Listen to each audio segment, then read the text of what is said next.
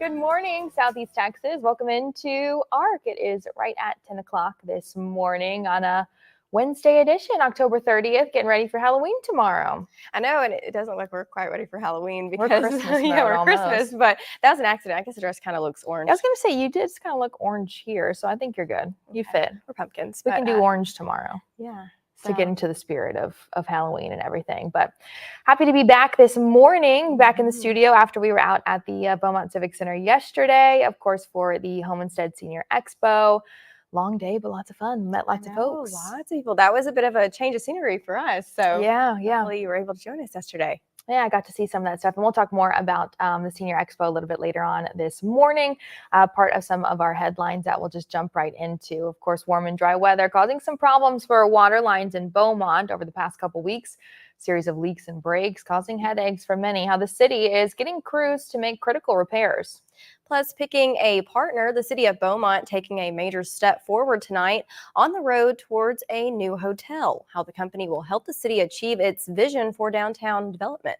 Yeah, plus a deadly act at an Austin area high school. An 18-year-old behind bars accused of stabbing a fellow student. The charge he's facing, plus reaction to the violence this morning. But before we get to all of that, we do want to check in. We got Fox 4 meteorologist Chad Sanwell joining us now with the first look at the forecast, because believe it or not, there is actually rain in Southeast Texas again, which is insane, but happy to have it. Yeah, no doubt about that. We definitely got rain in the forecast. Of course, it started yesterday evening, and that was the first measurable rainfall we've seen since September 16th. So going on about 6 weeks since we've seen some decent rain. You look at the cloud cover here across Southeast Texas this morning. This is right outside of our studios here on Walden Road, Duguid and Beaumont Tractor. The view the morning where temperatures have climbed into the upper 70s, east-southeast winds at 9. We have seen a few raindrops here at the studios, but again, the bigger story was the rain earlier this morning across Orange County. A couple spots seeing over an inch of rain. Here's the way the radar looks right now as we enter the 10 o'clock hour. We're heading up into northern portions of right around that intersection between Jefferson, Orange, and Hardin County, just to the southeast of Lumberton, a couple showers there, and then just to the north of Silsbee, a couple of showers. But the heaviest of rain and a little bit of lightning has been over the northern portions of Liberty County this morning. This is actually south of Liberty about an hour ago. Now it's worked its way north of Hardin along Highway 146 up towards Moss Hill, and then back north of Highway 105. This is all drifting to the north at about 15 to 20 miles an hour this morning. So as we kind of put the maps into motion, this is the last 6 hours. We had the rain that kind of worked its way across Jefferson and Orange County earlier this morning, then on up through the lakes. And then we got another batch of rain kind of pushing into northern Liberty County. This is not it. This is just the beginning. As we work our way through the afternoon, atmosphere heats up. We'll be looking for a few showers and thunderstorms to develop as we work through the afternoon. There's lunchtime. Notice a lot of the arrows here. Winds are really expected to pick up as well. We could see winds gusting up to 30 miles an hour as we did yesterday. Heading into the early afternoon, there's 3 o'clock where we still see some scattered showers across the area. Got to watch out for some lightning as well. Thunderstorms are a good possibility today as temperatures are going to top out into the lower 80s. So let's go ahead and take a look at your hour-by-hour forecast. By 1 o'clock, we'll look for a 60% coverage of showers. Temperatures hanging out in the lower 80s, 50% coverage by 4 o'clock, and then into the early evening, that coverage should start to drop off a little bit as we head into the overnight hours. Of course, we've got rain in the forecast for trick-or-treating on Thursday, and then as we head towards the weekend, the rain does subside a little bit Saturday afternoon. And of course, as we talked about earlier on the morning show, don't forget to set those clocks back 1 hour Saturday night to Sunday. Everybody should enjoy it. We get an extra hour of sleep.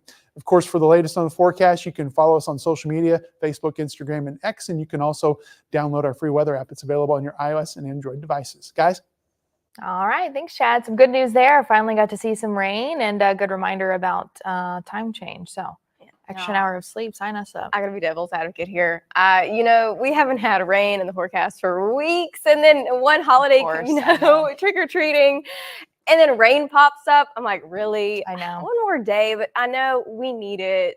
Oh, yeah. Really bad, definitely do. Yeah. Well, just add a little rain jacket or an umbrella to your costume tomorrow, so we can actually soak up some of the rain, because oh my gosh, boy, is it needed. That's one of the issues actually Beaumont is facing. The city water's been flowing into the streets. That's because the city's been dealing with an increase in water leaks actually. Fox 4's Sydney Ferguson has more on the drought causing the problems and how the city is responding. Mike Harris with the Beaumont Water Department is working on a response to a citywide problem. Water flowing into the streets as a result of leaks. One day last week, we had 26 in one day. can get overwhelming at times, but we just stay at a steady pace at it and get it fixed. There are currently 100 active water leaks in the city. Harris blames the drought, saying dry ground is shrinking in on underground pipes, causing them to break. The biggest part of Jefferson County is in a D2 drought, which is actually a severe drought. A little more than a year ago, the city was in an exceptional drought, 2 levels higher than the current one. Harris says it's not as bad as last year, but it is causing the city some problems. Things that the citizens may see would be maybe low pressure, if there's a main break near your area.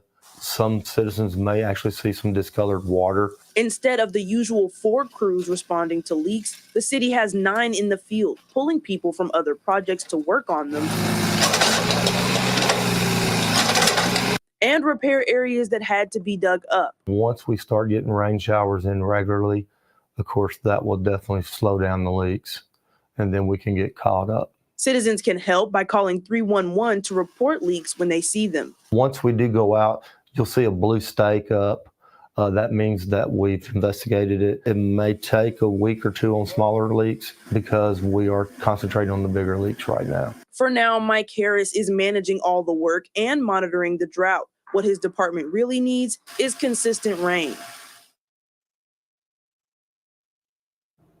And that was Sydney Ferguson with that report. Of course, Harris also said that with the rain we're getting today and expecting throughout the week, it's going to help crews while they're working on the problem, because rain really is that big solution there. So again, why we're so happy to see it.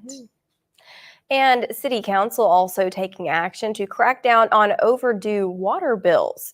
Council voting unanimously to approve a new rule allowing city to place a lien on commercial property for failure to pay city water bills. Mayor Roy West says it won't impact residential property. The new tool is an option the city says it needs but hopes to not have to use. We didn't have an ordinance that allowed us to put a lien on properties. And mainly, we can't put a lien on homestead properties, but we're looking at more commercial properties.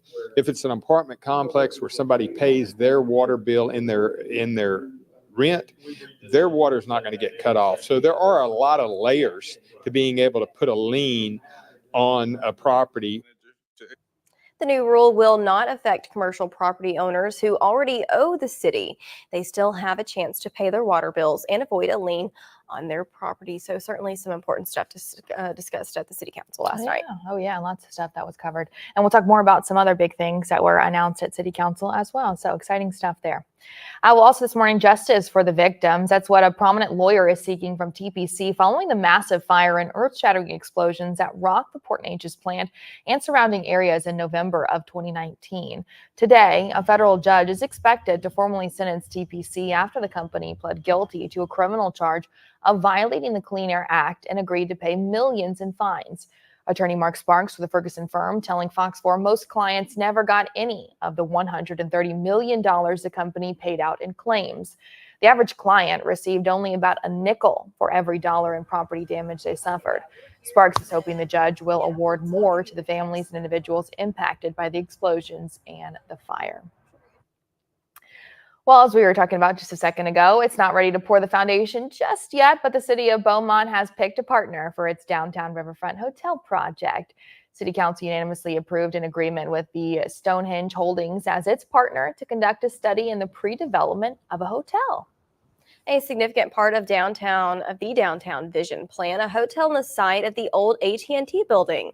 The hotel will double as a convention center, replacing the Beaumont Civic Center, and overlook a river walk. The mayor says not only will the hotel attract more visitors to Beaumont, but also bring more revenue to the city.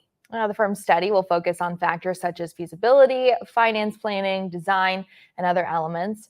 The cost is not to exceed $275,000, but that's a big one, so exciting there.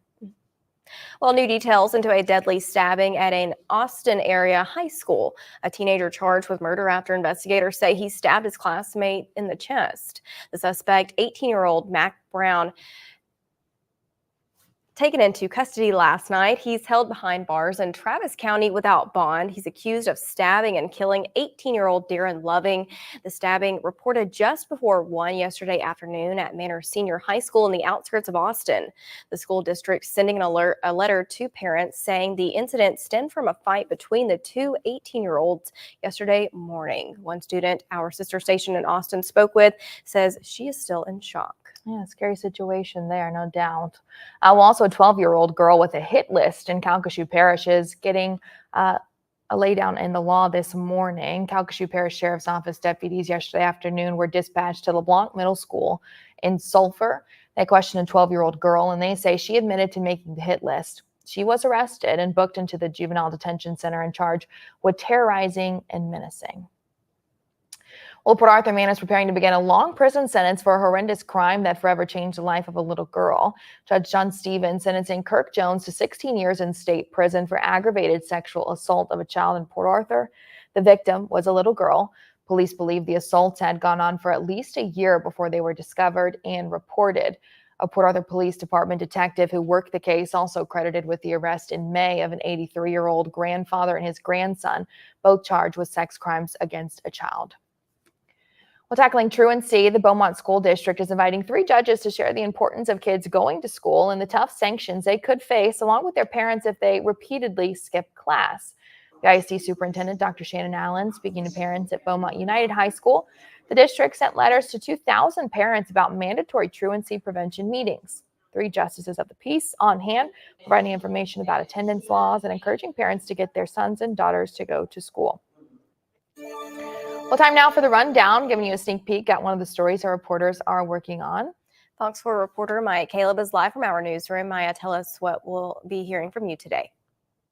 All right. Good morning, Jade and Macy. So I'm actually going to be following up a little bit more on the truancy story that you guys just talked about. I'm going to be getting some information on the district, just more on the penalties and fines and punishments that may be associated with truancy. So we're going to be digging into that a little bit deeper, and I'll just have more information for you guys later on this evening. All right, thank you, Maya. And of course, you can catch her report at Fox at 5:30 on CBS at 5 and 6. So lots of very important topics that we've had to cover yesterday and today, as well as follow-ups. Yeah. Oh, yeah. Well, 3 more days left for early voting, and already the numbers are climbing towards or above the 40% mark. Yeah. Jefferson County numbers through Monday night showing more than 58,000 early votes, more than 39%. Orange County through yesterday, the same high percentage. Hardin County drawing more than 18,000 votes as of about 6 last night, 41% of registered voters. Early voting continuing through Friday. And of course, you can go to KFDM.com for polling places or fox4beaumont.com. And Election Day, of course, is November 5th, which is Tuesday. Yeah, get ready. It'll be here before we know it. So less than a week away. Well, we mentioned yesterday we were live at the Senior Expo. Certainly a pleasure meeting hundreds of you at one of KFDM and Fox 4's biggest annual events every year. This doesn't even do it justice, the video of how many people were actually there. You turned out certainly in full force for the Home Instead Senior Expo at the Beaumont Civic Center. There are more than 60 businesses on hand to serve some of our seniors with health screenings, places to live, insurance questions, you name it. There was plenty going on. And of course, we had a little fun in the mix of it all with some games, bingo, some entertainment, some live music. And like I said, this video doesn't really do it whole justice. About 1,800 Southeast Texans turned out yesterday. So it was lots of fun, and we do look forward to seeing you next year. Get this, we're already prepared and ready. Got the date set, October 28th. Of 2025. We'll be there again. So yeah, there's us. Check that out. We were there was Wizard of Oz themed, and then of course Jade had to be Wednesday Addams because it was just too fitting. That I think people probably got confused when you were walking around the Civic Center and thought it was Wednesday. The funny thing is I got told 2 different things yesterday. You know, Wednesday, it's only Tuesday. About 3 different times for Classic. that. And then everyone, there was several people who kept calling me Wendy. So they meant Wednesday, but I knew what they meant. But Wendy, you're Wendy. I was like, yeah, Wendy. That's the one. That's her. And So- there's our crew. You can see on the right, that's our photographer, Jesus Lopez. See Jade Wednesday. Angel is a scarecrow. Our director here is talking about John Kane all the time. And then I was Dorothy. with my little Toto. Everyone loved Toto. He was very well behaved yesterday too, so I was glad about that. And then you've got our producer Nicole all the way on the left. She wore her little witch's hat yesterday, so we could find her like a beacon in the crowd. Yeah, both of them were Which is her and nice, Macy's yeah. wearing hats, so we could find them. It was a good idea because there were so many people there. Yeah, that was a really fun time. And honestly, well, fun for really all ages, or important resources for all ages, if not, because you and I, one of the vendors we got set up, I learned something new, and I was like, well, so you don't know to look for it. Yeah. If it's not right in front of you sometimes. So this was a really good example of that. Scooter's Coffee, that's a new coffee place over there on MLK. So we talked to them about what it's like free to little be- coffee bar. it's Yeah. like to be in Southeast Texas. The coffee was good and it was hot. I would know. I burnt my tongue on it. There you go. Pretty Fresh, bad. no doubt about that. No, Yeah. it was good. So lots to thank. Of Yeah. course, thanks to vendor sponsors, all the businesses that came out, and of course to you who came out to see us too. We appreciate and love taking pictures with all of you guys and getting to say hello. So lots of fun. Yeah, it was fun. Well, so to come this morning, Greg Boswick's here to share some gardening tips in today's How's It Growing segment.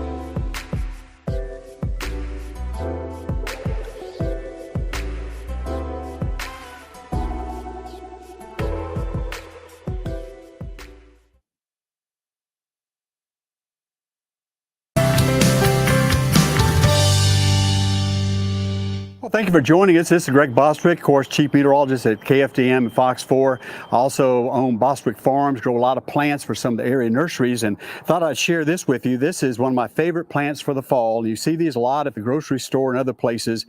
They're called Belgium mums. Now, there's different colors. This is just one of the color sets you can do. You can do yellow, all yellow. This is a yellow and purple combination. There's red, there's white, all kinds of shades. And the beauty of these things is the fact that they just bloom tremendous. I mean, you just have tons of blooms on these things. They're not very big blooms, but there's lots of them. And they'll last for weeks and weeks and weeks. Eventually, of course, they'll fade. So what you're going to do when that happens and when the plant quits blooming, you just give it a little haircut, put it in a place that's fairly warm so it won't freeze in the wintertime, and they'll bloom again in the spring. And guess what? After they bloom in the spring, you cut them back again, they'll bloom again in the fall. So they're really a plant that's pretty carefree. You just continue to just take care of it. the best you can. Make sure it stays moist. They do like a lot of water, but don't drown them. Just maybe just check the soil every once in a while. Make sure it's not too dry. Now insects could be a problem. Relatively insect free. The main problem you can see with these, something called white flies. I don't see any on this particular one. We've controlled it, but the way to control it is with an insecticide, and this is the insecticide right here. It's Bio Advanced Complete Insect Killer, and it'll take care of them. You spray it on there.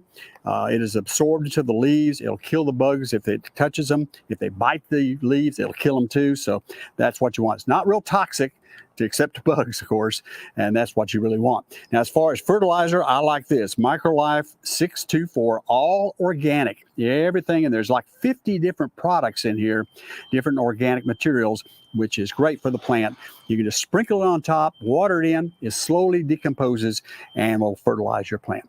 Again, that's our garden tip for today. We'll have another plant for you next week.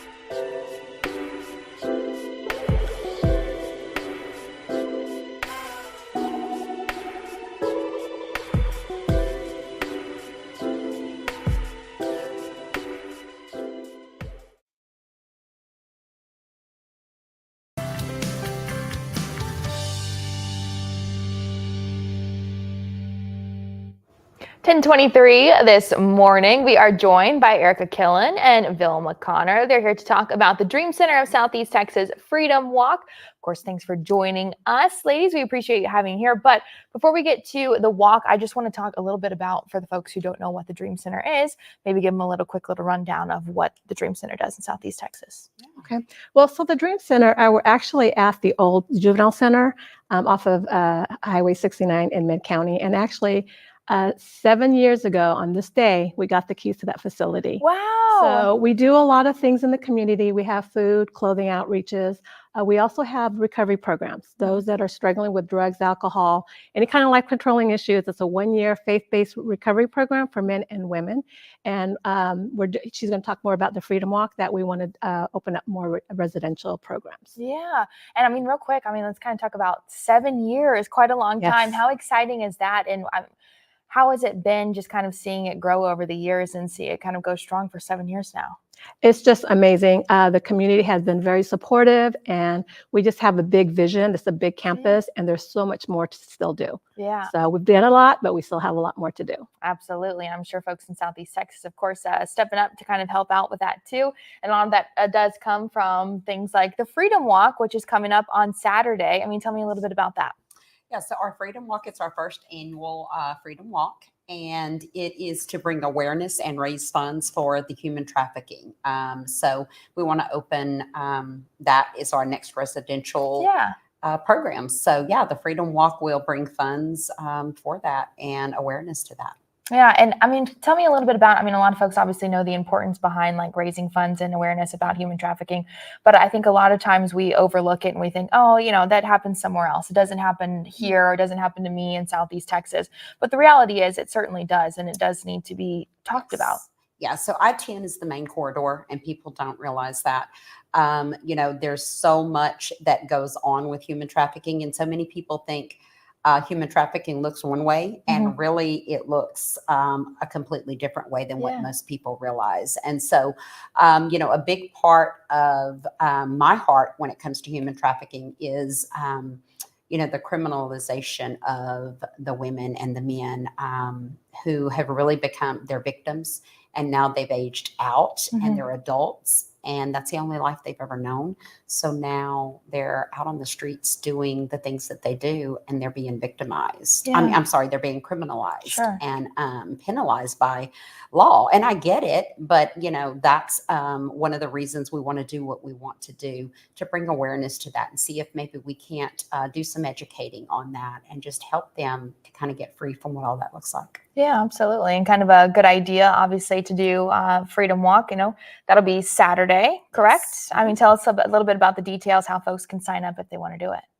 Okay. Oh, you wanted to? Okay. Yeah. So they can sign up online at the Dream Center, the Dream Center website. So they can sign up there. It is a $25 registration fee that comes with lunch and a t-shirt. They can also call the Dream Center and they can email us. So there's several ways to be able to sign up. They can have people support them. They can have people, you know, pledge money for them. So Velma and I both have people who have pledged money. We've kind of got a little contest going on. Oh, fun. I'm not competitive. Gotta throw that in. You Oh, gotta throw it in, of course. Absolutely, absolutely. And so it's all in a lot of good fun. Yeah. You know, just raise money for what this looks like. And so, yeah. So the purpose of the Freedom Walk is not just to bring awareness, but also we're trying to raise funds for a safe house. Like she said, the adults that have aged out, it's a transitional age group from 18 to 29. They still have a lot of trauma, a lot of issues dealing with traffic when they were actually minors. We have great organizations here dealing with minors. So we're going after the adults, and it can take anywhere from 2 to 7 years to get their healing, to be able to get them back to recovery.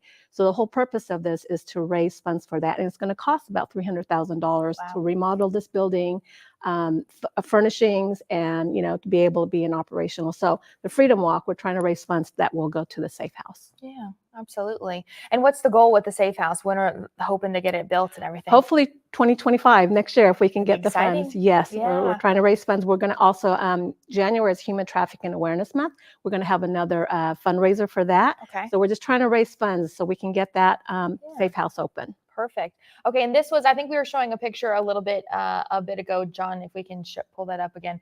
I think it's at the Dream Circles out on campus. Is that what that is? Yes. Okay. That inner circle right there, that's actually the lap that will be going around. Oh, perfect. And I thought it was 0.8, but it's actually 0.4. So now we got to do 7 laps around to get a 5K. Oh, man. Yeah, that's a lot. So, Oh. so we're going to do the Dream Circle. That's the inner circle right there. Perfect. Okay, so again, that's on Saturday. If you are interested in signing up, you see that information at the bottom of your screen on how you can sign up and register, and also maybe just sponsor folks. You can help them with their competition. Absolutely. There you go. Absolutely. That would be a lot Make of sure fun. it's me. Make sure. It all goes to the same cause, so I'm That's okay right, with it. that's right. She's like, She can it's have all all of it. right. Still a little fun, kind of draws folks in, you know, to kind of help with a little bit of competition. Well, thank you both for stopping by. We thank you. appreciate it, and hope a lot of folks will show up on Saturday. So Absolutely. still to come this morning, we'll have some more ARC Southeast Texas for you, so stay tuned.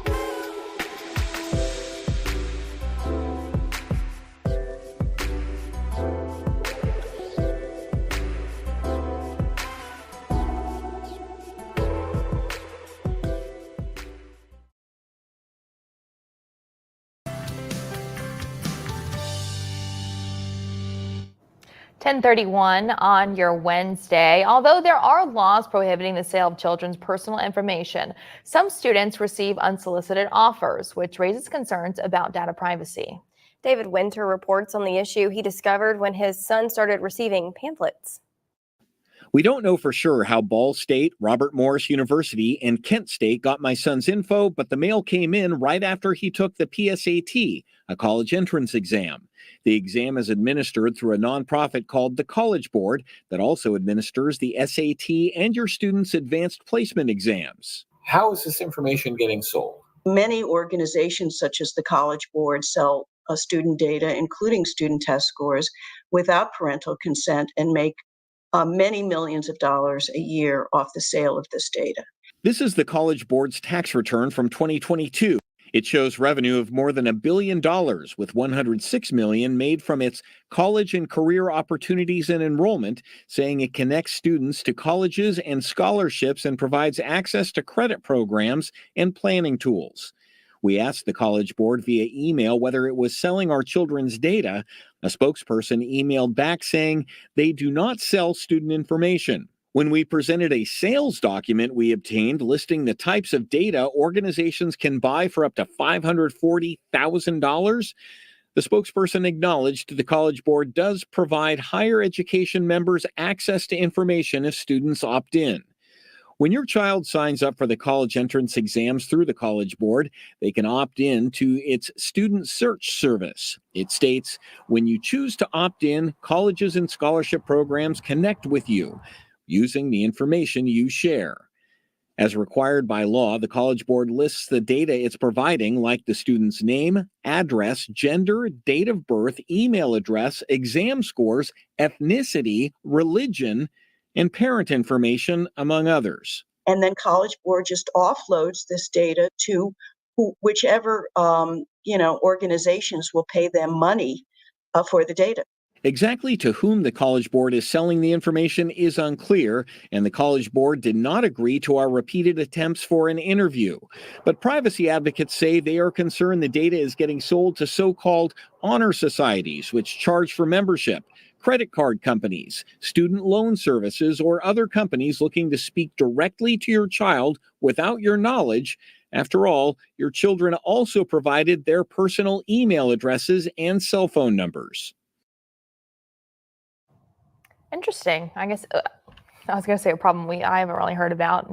Have you? But we don't have children, so that would probably be why. But concerning nonetheless. I know, yeah. right. Keep an eye out for stuff like that. So still to come this morning on ARG Southeast Texas, we're going to be talking about Party in the Patch. We'll tell you all about it coming up next.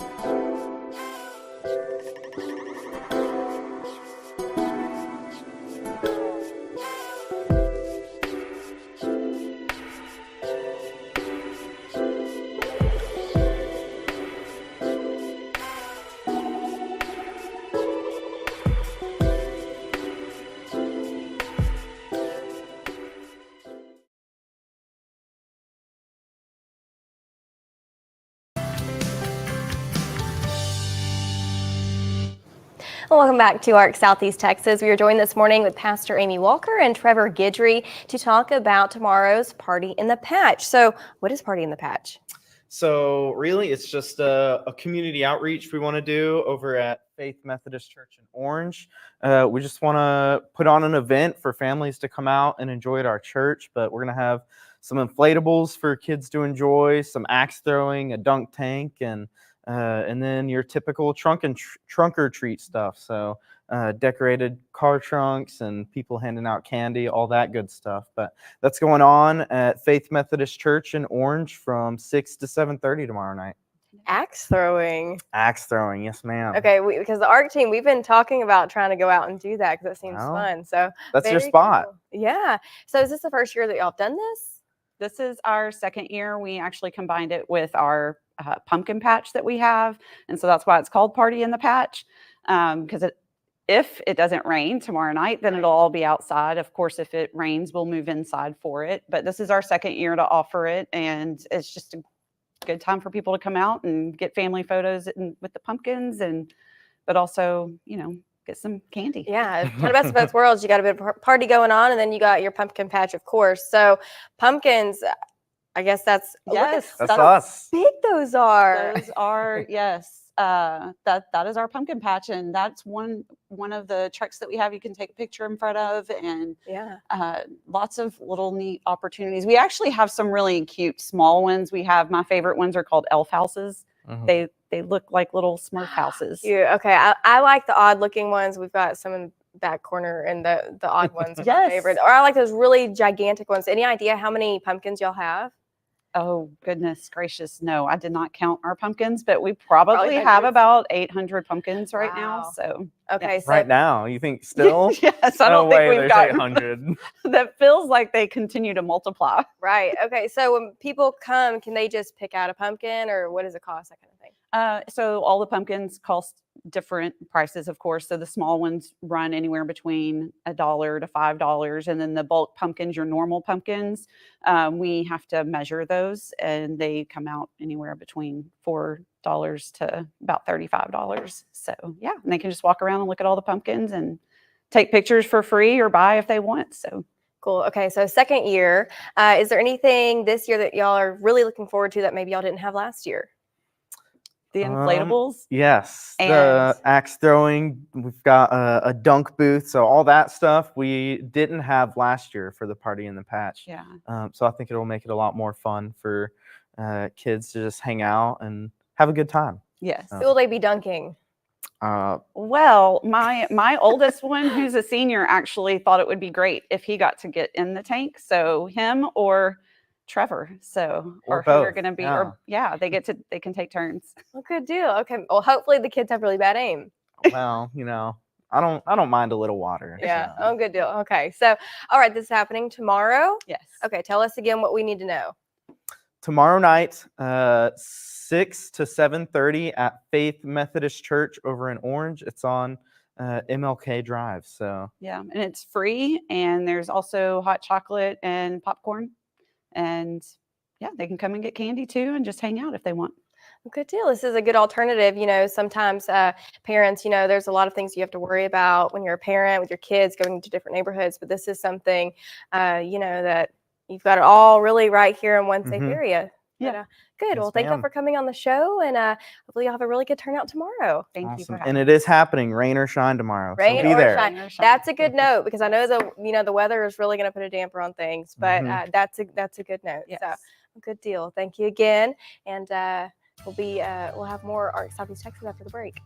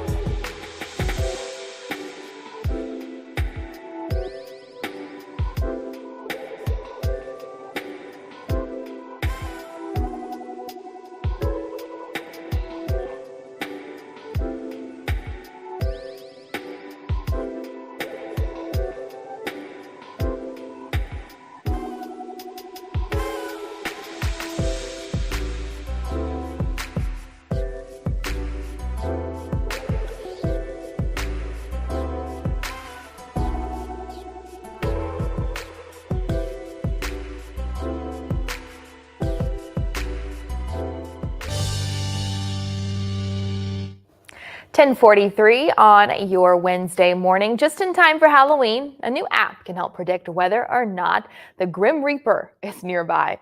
Medical reporter Liz Bonus shares how it may inspire you to improve a few healthy habits. Hey there, everybody. It's a little spooky, you might say, but if you want to go to your phone and download one of the newest death clock apps, it's powered by AI, and it will give you information on longevity. All that exercise and healthy food might pay off. Brent Franson, the CEO and founder of Death Clock, told me. I was misdiagnosed as bipolar and put on a number of different medications I didn't need. His own quest to get off these medications and improve his health. I've been on this journey to really figure out how on my own to live my life in a way that helps me have high quality days and lots of years. Led him to do what Dr. John Mendelsohn recently started doing, get on a longevity journey. Based on the app, I'm living till I'm 106 years old. John recently started hormone replacement therapy with the help of Ohio's advanced vitality nurse practitioner, Katie Vincent. What else works? If you can stress less, if you can sleep well, and you can eat better, those are the best things you can really do for your health. The Death Clock app asks you to answer about 25 questions about those things. Artificial intelligence then uses health and life insurance data and calculates the date you'll die. AI is a good way to do that. My date, Friday, March 6th, 2076. Guess you're stuck with these health reports for a while. Now you can search this app in the App Store on your phone in Health and Fitness. It's free to download, and for the first 7 days to find out your how long you're going to live score. If you do want longevity lessons after that, there is a monthly fee. With your health news, I'm Liz Bonus reporting. All right, well, still to come this morning, we're going to check in with Patrina Adger to see what's coming up at noon.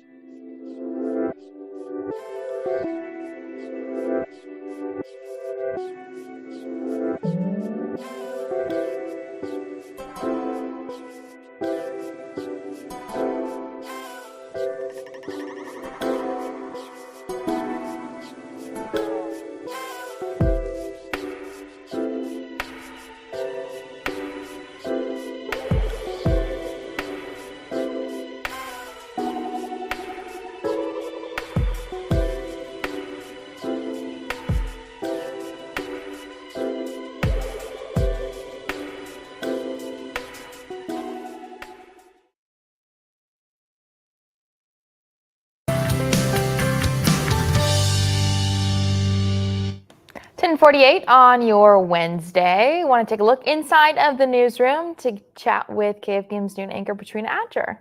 Patrina, tell us what we can expect for your show today.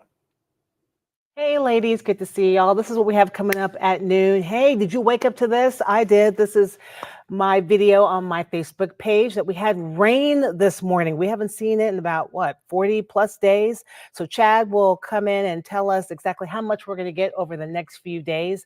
Also, both campaigns are doing damage control after both sides over comments that were made over the past few days. So we'll see what they're talking about coming up at noon. Also, in my interview at noon, Southeast Texas musician and legend Jivin Jean is going to be with us for Music at the McFadden's that's coming up this week. Also, just a lot of news coming up.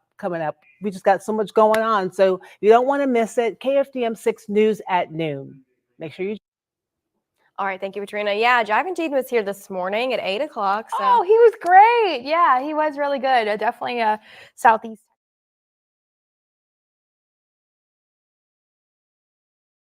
On Friday, so fingers crossed that the weather will be good. Right. He gave us a little bit of a preview. Yeah. He still got Good it. deal. I missed it. Still good, yeah. We'll have to post it online. And then, of course, check it out coming up at News at Noon. Still to come this morning, though, we got our question of the day.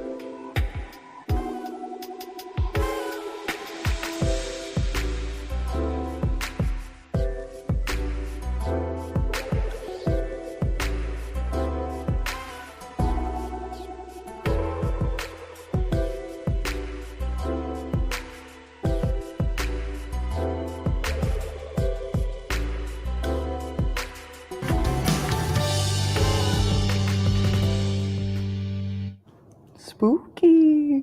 Almost time. Well, actually, today is not Halloween, but it is National Candy Corn Day. It's definitely a treat you either love or hate. So we want to know if you like candy corn or if you find it gross. Gross. We've got a poll going on right now on our website, fox4beaumont.com and kfdm.com. But if you want to open up your camera and scan the QR code that you see on the right side of your screen, that'll take you directly to our poll. So that way you can answer this question and chime in. You're a gross? Yes. Yes. Okay, I don't know. Well, I'm a bit, I don't know. It's just not one of those candies that like I will eat. If it's laying out in front of me, I'm not going to eat it. Yeah. For me, it's one of those, it's just Halloween, right? So like I'll have like, I'm not having more than 5 a year, like genuinely. And see, if I'm not eating more than 5, then I don't like it. That's a good point. What's the point? You know what I mean? If you're going to do that. But I think it's just to get in the Halloween spirit and just, have a little fun with it. It's cute. It's like one of those candies that's very pleasing, in terms Yeah. of like it matches the holiday really well. It's like those mints at Christmas. These are my favorite. My grandmother would always have a bowl of them. It's I don't know what brand they are. If you said, I'd be like, that's it. They're chewy mints. Oh, I love those. I know what you're talking See? about. And I They're think- red and white. And that little Christmas tree in the middle. Oh, never mind. And they're packaged in like a clear, in their clear. Mm-mm. No, No, they have the. I'm thinking of, and it's not necessarily like just a Christmas mint. Like this is like one. It's like I don't That's the want to Christmas say it's only at Christmas. Okay, I think then so. no. Yeah, I it's know. got a little Christmas. There's something green in the middle of it. I know for sure. But they just match the holiday so Yeah. well. No, look, it would take me forever to find. You'll other have to people, find but you'll have to yeah. find it so we can figure it out and see. But Yeah. I know what you mean though. Like it's a seasonal thing. You either like it or you don't. Maybe you indulge a little and enjoy some of it. If you don't, that's okay. You can say gross on the. Well, I'm curious to know what your opinion is on candy corn. Yeah. So you can go, if you scan that QR code, you go to our website. It's up, and if more people say that they like it than they say that it's gross, lying. Oh my gosh. That's like eating black licorice, or that I don't like. Twizzlers. Like nobody eats that candy because they like it. I My think grandfather people liked like black licorice. Twizzlers. Black licorice, Twizzlers. Yeah, I could see that one. I don't know. Anyway, go to our poll. Be sure to chime in. Let us know. We also have our question of the day. That was not our question of the day. Our question of the day is on our Facebook page every day. We asked you, do you and your family carve pumpkins? And we wanted to see some of your pictures. And you guys certainly delivered. More than 90 Look at the responded. baseball. I was gonna. What is it? I don't know what that's. Carrie, that's a good one. I like that. It sounds like an accent. look at the wow. kitty. That's a good. What is that? The Cheshire Cat? Yeah. Okay. The painted ones, I always feel like are always end up turning out really good, because you can. Well, yeah, of course. If you mess up, you can redo it. I like it. That one's a good one. Jeanette at the top right, nice little cat there. Paige Epperly on the left, got Look at the 3. screen. Ooh, Love that Mandy one. Hatcher. That one's a good one. What else do we have? That's a good one there. Yeah. Oh, there you go. I In haven't carved action. pumpkins in several years. I haven't either. It's one of those things. Check that one out on the left. Oh, look, little kitty. That's a Oh, good no, one. no, no, no. Oh, the hashtag slasher. If you know SpongeBob, that's a good one, Rosewood. We like that one. That one's fun. That Okay. was clever. Oh, look, that's fitting. Well, it just went down, but it was a flying monkey. A flying monkey in the Oh, Wicked there Witch you of the West. go. Yeah. Okay, I so like it. Halloween, but Wicked's coming out the end of November. That's so, right. That's perfect right. timing for that. I love seeing all little kids having some fun there. Look, Yeah, there you go. If Macy you know, said, "If you know, you know." Yeah, that's right. exactly. Yeah, it's SpongeBob too. If you don't know, Yeah, you can look it that's up. fun. Those are good ones. I like these. These Oh, are ones those our are good, grandbabies too. did. Those are good. Yeah. I'm impressed. Wow. They certainly have done a lot better. Oh, look, that's what mine would look like. Me too. Oh, that's a good one. What are those? Fingers? But what are they? I don't know. They look like Carrots. potatoes or something. I don't know, like Okay, little that's potatoes. That's the word I was looking for. Was I don't know. potatoes, I not don't know. carrots. I don't know, but you guys are definitely creative. So awesome. We love seeing all your pictures. Be sure to send them to us on our Facebook page. And you can always answer our question of the day on KFDM News Facebook. So Love to see it. we would. And we'd love to see you back here tomorrow. So come join us for more ARC Southeast Texas tomorrow morning at 8 and 10. We'll see you then.